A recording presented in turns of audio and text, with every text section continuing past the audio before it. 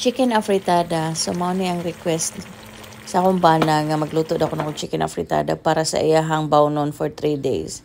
So mag-start na ta, mantika, and then isunod na nato diha ang ato ang patatas. So once nga mag-afritada ko, isa ko dyan siyang perituhon ng ako ang patatas o ang kaning akong carrots nga akong isagol. Basta kay maunang nakitaan po na ako sa mga video nga akong nakita sa Facebook or sa YouTube. And then ako lang po na siya gisundog. Pero mas lasado sad siya kung imo siyang peritohon. So gisunod po na ako dito ang bell pepper nako nga green o red. And then karon isunod na nako diha ang ako ang ahos. Ang kana akong ahos is murag mga upat siguro na siya kuan. Upat ka buo ka na siya.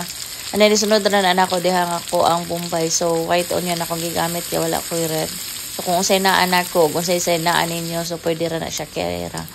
Gisagol lang sa nako diha akong tomato paste. Ang akong tomato paste is ako sa na siyang igisa kauban sa lamas kay para maluto siya, and then lahi ra sa diyang lasa, lami siya basta kay mauna na siya. Anya ako na po na gisunod ang ako ang manok. So ang kana akong manok isa ko lang na siyang marinate og soy sauce, oyster sauce, black pepper, and then gikip na ko for 1 hour kay para malasa ang manok.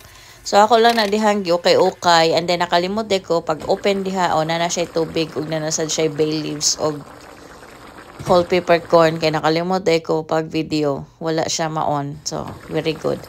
So pag open ako diha is na siya tubig.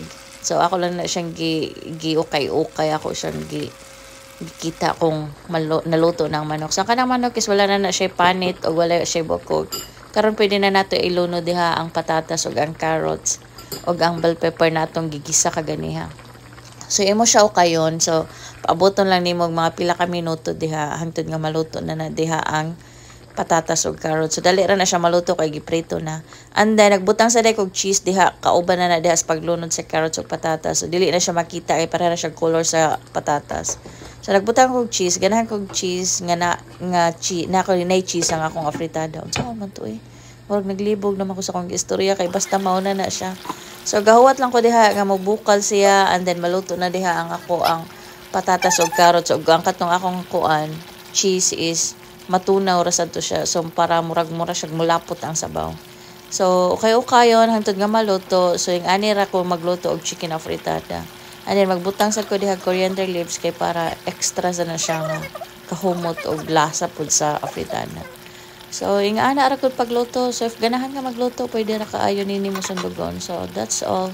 Thank you for watching, and please don't forget to follow. So, kuha ni siya, baon tilisari. Baon tilisari. Bitaw, gaadlan pa dahil ko dihag salt. Kay, murag sa akong pagtilaw is, kuwangan ra siya. Murag tabang siya.